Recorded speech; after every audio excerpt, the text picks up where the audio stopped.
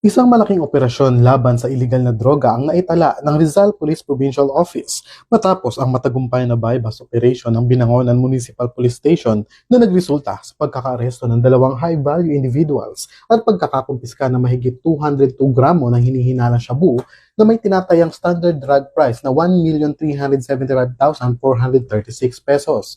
Kinilala ang mga naaresto bilang alias Kakay, 45 taong gulang, at alias Nonoy, 27 taong gulang, kapwa kabilang sa mga high-value individuals. Ang operasyon ay sinagawa gabi noong Hulyo 2, 2026 sa Binangonan, Rizal. Ayon sa ulat, nagsagawa ng bypass operation ng Municipal Drug Enforcement Team ng Binangonan MPS sa pamamagitan ng intelligence-driven operation at koordinasyon sa Philippine Drug Enforcement Agency. Nagresulta ito sa pagkakaaresto ng dalawang sospek at pagkakasamsam ng dalawang pakete at dalawang nakataling plastik na naglalaman ng hinihinalang shabu na may kabuoang timbang na 202.27 gramo.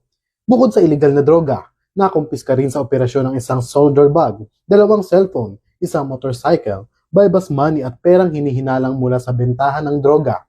Matapos ang kanilang pagkakaaresto, ipinaalam sa mga sospek ang dahilan ng kanilang pagkakaresto at ang kanilang mga karapatang konstitusyonal bago dinala sa Binangonan Custodial Facility. Kasulukluyan ang hinahanda ang pagsasampa ng kasong paglabag sa Sections 5 at 11, Article 2 ng Republic Act No. 9165 laban sa mga ito. Mula dito sa Rizal Police Provincial Office, ako ang inyong PNN correspondent, Patrolman Junmar Abang, alagad ng batas, tagapagtaguyod ng Balitang Pulis.